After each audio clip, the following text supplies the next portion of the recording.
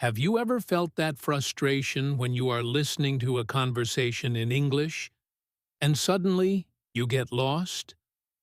You understand the individual words, but you miss the meaning because the speaker is making comparisons or giving examples that fly right over your head. You are not alone. Today, we are going to change that.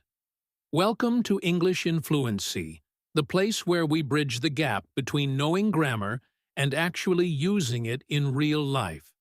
I am your host, Alex, and today we have a very special journey planned for you. We are going to dive deep into the art of understanding comparisons and following explanations.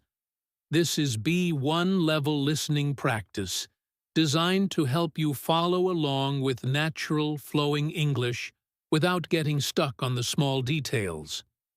We have a long, relaxing, and detailed session ahead of us, so find a comfortable spot, grab a cup of tea or coffee, and let's train your ears to catch every nuance.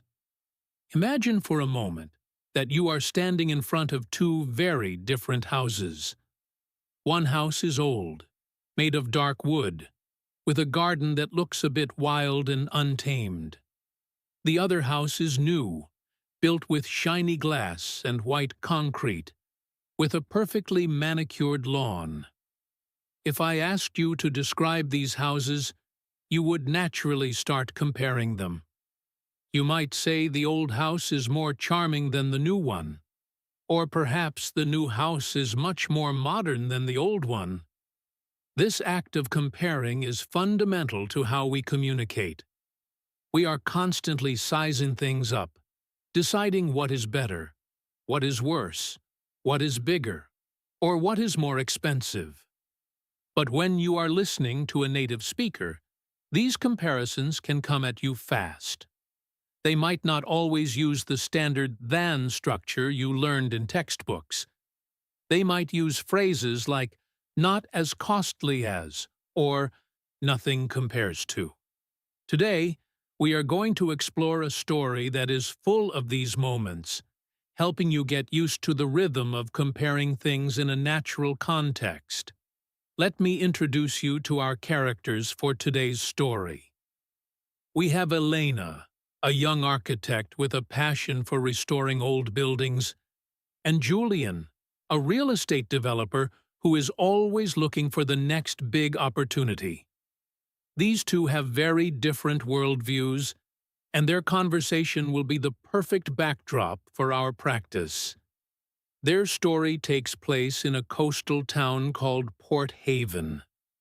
Port Haven is a place where the past and the present collide. On one side of the harbor, you have the historic district, with cobblestone streets and centuries-old fishermen's cottages. On the other side, you have the modern marina, filled with expensive yachts and high-rise apartments.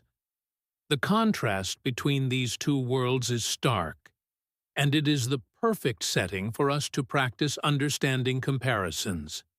As we begin, I want you to focus on one specific thing. Don't just listen for the words more or better. Listen for the context. When someone compares two things, they are usually expressing an opinion or a preference. They are telling you what they value. So, let's step into the shoes of Elena. She is walking through the historic district early in the morning. The air is salty and cool. She stops in front of an old library building that has been closed for years. To many people, this building looks like a mess. The windows are broken, the paint is peeling, and the roof is sagging. But Elena sees something else. She pulls out her sketchbook and starts to draw. She thinks this library is far more beautiful than the glass office buildings downtown. In her mind, the library has character. It has a soul. The glass buildings, in her opinion, are cold and lifeless. Now let's pause the scene for a moment to look at the language Elena is using in her mind. She is using comparative adjectives. When we compare two things, we usually add -er to short adjectives, like older, newer, taller, or faster. For longer words, words with two syllables or more that don't end in y, we use more. We say more beautiful, more interesting, more expensive. But at the B1 level, you want to go beyond just the mechanics. You want to understand the feeling. When Elena thinks the library is far more beautiful, that word far acts as an intensifier. It tells us the difference isn't small. It's a huge gap. She doesn't just like the library a little bit more, she likes it a lot more. As you listen, try to catch these little extra words that tell you how strong the comparison is. Words like much, far, a lot, or a bit give you the scale of the comparison. Let's move forward. Julian, our developer, is driving his silver convertible along the coast road. He is looking at the same town, but he sees it through a different lens. For Julian, the old library is not beautiful. It is a problem. It is a risk. He thinks the new apartments are a much safer investment than the old library. Here we see another comparison. Julian is comparing safety and risk. He prefers the new because it is predictable. The old is unpredictable. He parks his car and meets Elena on the sidewalk in front of the library. This is where the real listening practice begins. We have a dialogue between two opposing forces. Elena wants to save the building. Julian wants to tear it down to build something new. Their conversation is going to be filled with phrases like compared to, in contrast to, and unlike. These are the signposts of comparison. When you hear them, your brain should light up and say, "Ah, here comes a difference." Elena looks at Julian and says, "Julian, look at these columns. They are stronger than any concrete beam you use today." Julian shakes his head. He replies, "Elena, they might be strong, but they are less practical than a modern steel frame. We can't build efficient spaces here." Listen to the exchange. Elena uses stronger than. She is arguing for quality. Julian counters with less practical than. He is arguing for function.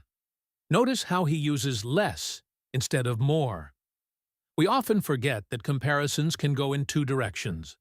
We can say something is more expensive, or we can say it is less affordable. Both mean the same thing, but the focus changes. When you are listening, hearing less can sometimes be trickier than hearing more, because our brains are trained to listen for the positive words. So, when Julian speaks, pay attention to how he minimizes the value of the old building. He says it is less practical. He could also say it is more difficult to work with. He is choosing his words to support his argument. As the conversation continues, they start using examples to prove their points. This is the second major part of our practice today: understanding examples. Examples are the evidence speakers use to support their claims. Without examples, opinions are just empty words. Elena wants to prove that old buildings are worth saving. She says, "Julian, historic buildings add value to a town. For example, look at the Harbor Museum. It was abandoned 10 years ago, but after they restored it, it became the most popular tourist spot in the city." Do you see how she structures her thought? She makes a general statement. Historic buildings add value. Then she gives a sign. For example, then she provides the specific case. The Harbor Museum. This structure, statement, signal, specific case, is the skeleton of a good explanation. When you are listening, try to identify these three parts. If you miss the example, you might miss the whole point of the argument. Julian is not convinced. He has his own examples.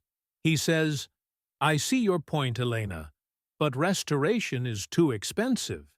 Take the old cannery on the west side, for instance. The city spent millions fixing it, and now it sits empty because nobody wants to rent the space. Julian uses take, for instance. This is a very common way to introduce an example in spoken English. It sounds more conversational than, for example. He is inviting Elena to look at a specific case that supports his view. So now we have a battle of examples. Elena has the museum. Julian has the cannery. Which one is more convincing? As a listener, you have to follow the logic. You have to weigh the examples. The museum was a success. The cannery was a failure. This back-and-forth dynamic is what makes listening to debates or discussions so engaging, but also challenging. You have to hold multiple pieces of information in your head at the same time. Let's take a moment to focus on the phrase such as. This is another common way to give examples, but it works a little differently. We usually use such as when we are listing things. Later in the story, Julian explains what he wants to build. He says, we could build modern amenities, such as a gym, a swimming pool, and a co-working space. Here, such as introduces a list of examples that define modern amenities. He doesn't list every single thing, just a few examples. When you hear such as, get ready for a list. It's a signal that the speaker is going to give you specific details about the general topic they just mentioned. It's a very helpful tool for expanding your vocabulary because you get the category word, amenities, and then concrete examples of what that word means in this context. Now, let's return to the story. The wind picks up, blowing dust off the library steps. Elena knows she needs a stronger argument. She needs to explain why the library is special. She needs to explain the history. Explanations are the third pillar of our listening practice today. To follow an explanation, you need to understand cause and effect. You need to follow the why and the how. Elena takes a deep breath and begins to tell Julian the story of the library. She says, this library was built in 1920 by a famous architect named Silas Thorne. He designed it to be a beacon of knowledge for the fishermen.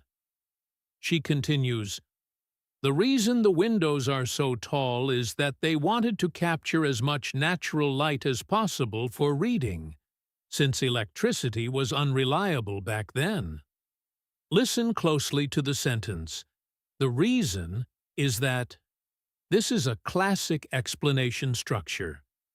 The reason the windows are tall is that they wanted to capture light.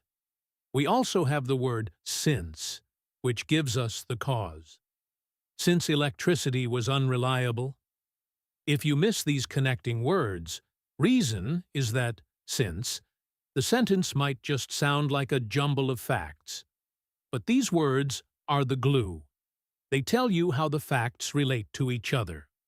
The windows are tall, effect, because they needed light, cause, and they needed light because electricity was bad, cause. When you are listening, try to build a chain in your mind. A leads to B, and B leads to C. Julian listens, but he is a practical man. He interrupts with his own explanation. He says, I understand the history, Elena, but we have to think about the future. The soil here is unstable. If we keep this heavy stone structure, it will eventually sink. That is why we need to tear it down and build a lighter foundation. Julian uses, that is why.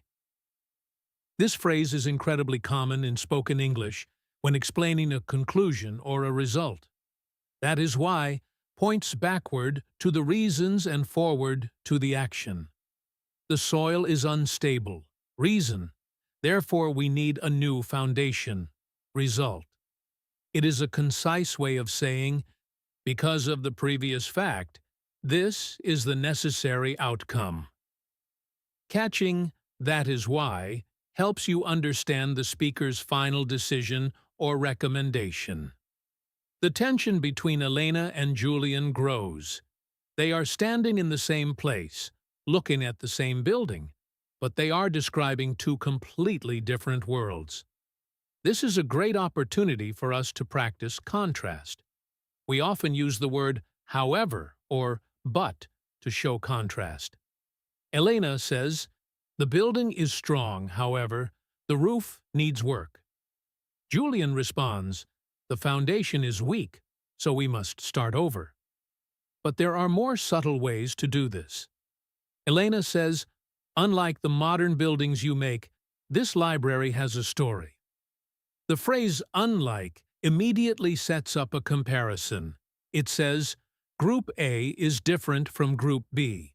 It signals that she is about to highlight a unique quality.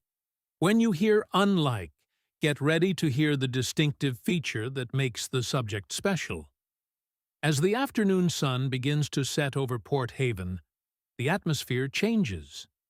The golden light hits the old stone of the library, turning it a warm orange color. Even Julian has to pause. He looks at the stone glowing in the light. He admits, "It is more beautiful at sunset than I thought." This is a small victory for Elena. It is a concession. In conversations, people don't always stick to their guns. Sometimes they change their minds or admit exceptions. Listening for these changes is important.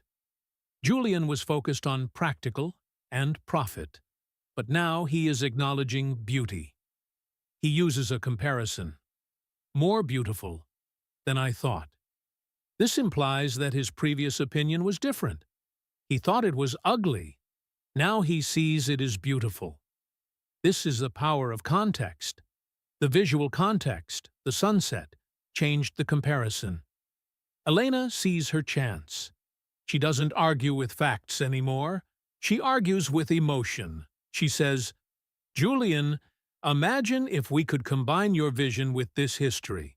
We don't have to choose between old and new. We can have both." She is suggesting a compromise. She is moving from a binary comparison, old is better than new, or new is better than old, to a synthesis. She uses the phrase, "we don't have to choose." This is a powerful phrase in arguments. It breaks the either slash or trap. She explains her idea. For instance, we could keep the outer stone walls, but build a modern interior. It would be the best of both worlds. Here she uses the idiom, "the best of both worlds." This is a fantastic phrase to know. It means a situation where you can enjoy the advantages of two very different things at the same time.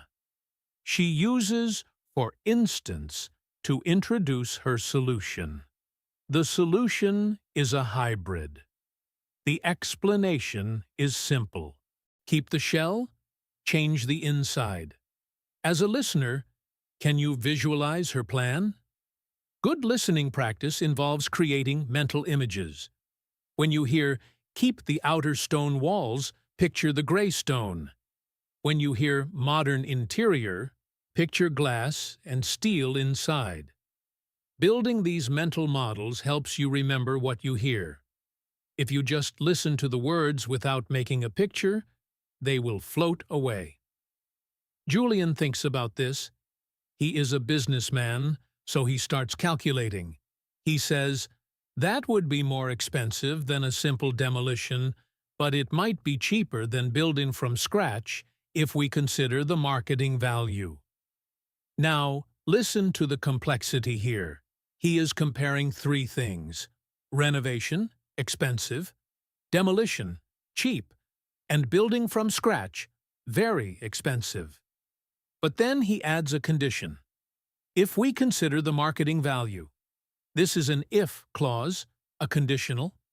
This adds a layer of complexity to the listening. The comparison changes depending on the condition. Renovation is usually expensive, but if you add marketing value, people like historic buildings, it might actually be a smarter financial choice.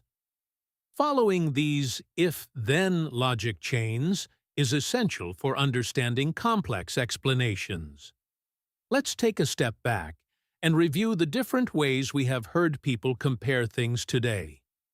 We have heard short adjectives with -er endings, like stronger, older, and cheaper. We have heard long adjectives with more and less, like more practical, less expensive, and more beautiful. We have heard comparisons using nouns, like the same as or different from. Elena said, "This library is different from your other projects." We have heard comparisons using verbs, like looks like or sounds like. Julian said, "It looks like a pile of bricks." All of these forms are woven together in natural speech. In a textbook, they are separated into different chapters. In real life, they mix together. Your job as a listener is to recognize them instantly without translating them in your head. Now, let's look deeper into how they explain their ideas. When you want to explain something clearly, you often need to structure your thoughts. A very common method is the problem-solution structure. Julian used this. Problem: the building is unsafe. Solution: tear it down. Elena used a different structure, the value history structure. Value: history is important. History: this library has a rich past. Therefore, we should save it. When you are listening to a long explanation, try to identify the structure. Ask yourself, is the speaker describing a problem? Are they telling a story? Are they listing reasons? Identifying the structure is like putting on a pair of glasses. Suddenly, the blurry mess of words becomes a clear picture. As the story continues, Elena and Julian decide to go inside the library. The big wooden doors are stuck, so Julian has to push hard. The sound of the door creaking echoes in the empty hall. Inside, it is dusty and quiet. Sunlight streams through the tall windows, just like Elena said. The air smells of old paper and damp wood. This part of the listening practice is about descriptive language. Descriptions often rely on comparisons to help you visualize things. Elena whispers, "It feels like a cathedral in here."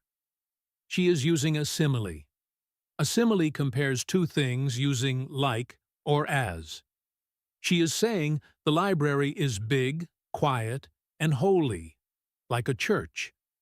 This creates a strong feeling. If you understand the comparison to a cathedral, you understand the feeling of respect and awe she has for the space. They walk through the rows of empty shelves. Julian runs his hand over a dusty table. He says, "The wood is harder than the stuff we import now. This is oak." He is comparing the quality of materials. He is starting to appreciate the building. He sees that old doesn't always mean bad. Sometimes old means quality. He says, "In the past, they built things to last. For example, this floor has survived 100 years of traffic. My new floors need replacing after 10 years. Here, Julian uses an example to admit he was wrong. His example, the floor, contradicts his earlier opinion that the building was useless. This is a character shift. Listening for these shifts in opinion makes following a story much more interesting. It shows that people are complex. Suddenly, they hear a noise upstairs. A scraping sound. They freeze. "What was that?" Julian asks. "It sounded like a footstep," Elena replies. Now the comparisons change from physical objects to sounds. Sounded like, looked like, felt like. These sensory comparisons are very common in storytelling. They create suspense. The mood shifts from a calm discussion about architecture to a mystery. They slowly walk up the grand staircase. The steps are worn in the middle, smoother than the edges. Elena points this out. "Look," she whispers, "the steps are smoother here because thousands of people walked on them." She is explaining a physical feature with a historical cause. The wear and tear is a proof of life. They reach the top floor and push open a door. They find a young man sitting on the floor, sketching. It is a local art student named Leo. He looks scared. "I'm sorry," Leo stammers. "I just wanted to draw. The light here is better than in my studio." Leo joins our cast of characters. He represents a third perspective. He is the user. He doesn't care about the money or the history books. He cares about the utility. He uses the building because it is better for his art. This introduces the concept of comparative advantage. The library has a comparative advantage over other places for Leo because of the light. Leo is an example of why the building should stay. He is living proof of Elena's argument. Julian looks at the student's drawing. It is a beautiful sketch of the harbor. "This is good," Julian says. "It is much better than the renders my architects produce on computers." Another comparison. Julian is comparing hand-drawn art to computer images. He values the human touch again. This encounter changes the energy in the room. Julian realizes that the building already has a purpose. It doesn't need to be turned into apartments. It is already a space for creativity. Elena smiles. She sees that her message is getting through. She says, "You see, Julian? We don't need to force a new purpose on it. We just need to clear the dust." Leo stands up. "If you fix the roof," he says, "this would be the best studio in the whole city." He uses a conditional sentence. "If you fix the roof." This is a first conditional used for real possibilities in the future. He is making a prediction based on a condition. Listening to predictions is another key skill. Speakers often use will, going to, or would when looking forward. Leo says would be, which is slightly more tentative than will be. He implies that it depends on their decision. The best studio in the whole city is a superlative. Superlatives are the ultimate comparison. It is the highest degree, the best, the worst, the most, the least. When you hear a superlative, the speaker is making a very strong claim. Julian looks around the room one last time. He sighs, but he is smiling. "Okay," he says, "I will think about it. A restoration project is riskier than a new build, but maybe the reward is greater too." He summarizes his thought process with a comparison of risk and reward. He admits that risky doesn't mean wrong. It just means the stakes are higher. He walks to the window and looks out at the modern skyline he helped build. Then he turns back to the dusty room. The contrast is clear. He says, "You know, Elena, your way is harder, but hard things are often more worth doing." This is a philosophical comparison. He is comparing difficulty with value. He has moved from a purely financial comparison to a moral one. This is the climax of the story. The character has changed because of the conversation. As they leave the library, the sun has set and the streetlights are on. The old building looks majestic in the twilight. Julian turns to Elena. "I will make some calls," he says. "We will see if we can save this old pile of bricks." Elena nods. "Thank you, Julian." They part ways. The story ends not with a finished project, but with a changed perspective.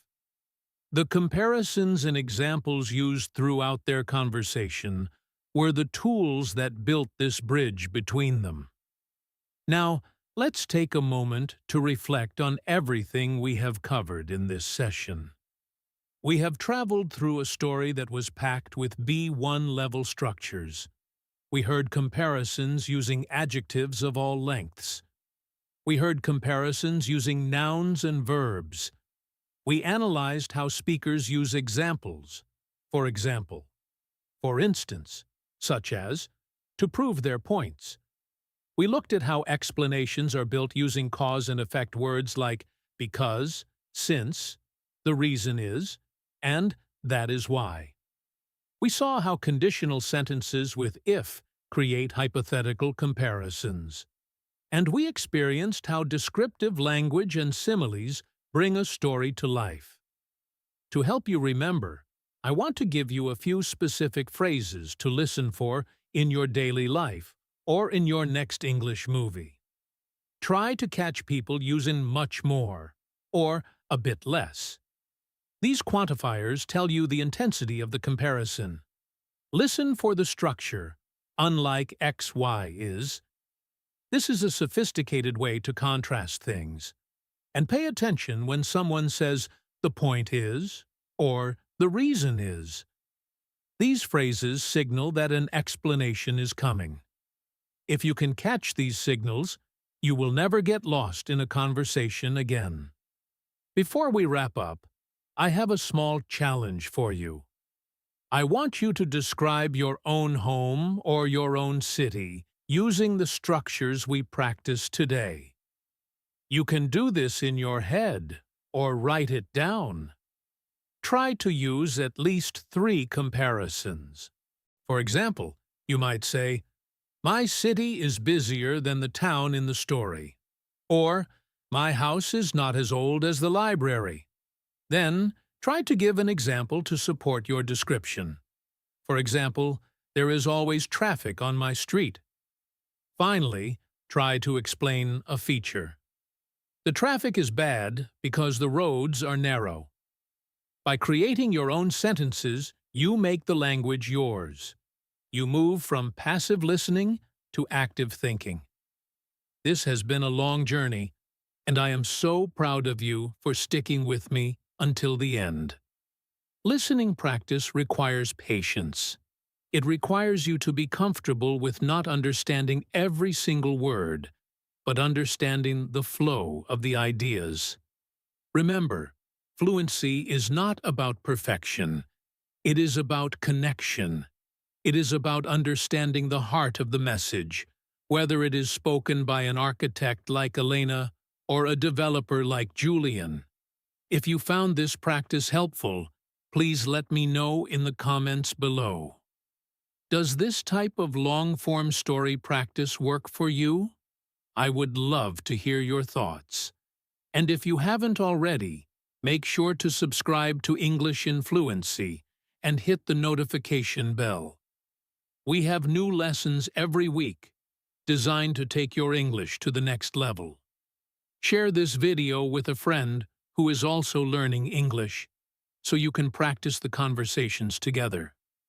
Thank you so much for listening, for learning, and for growing with us.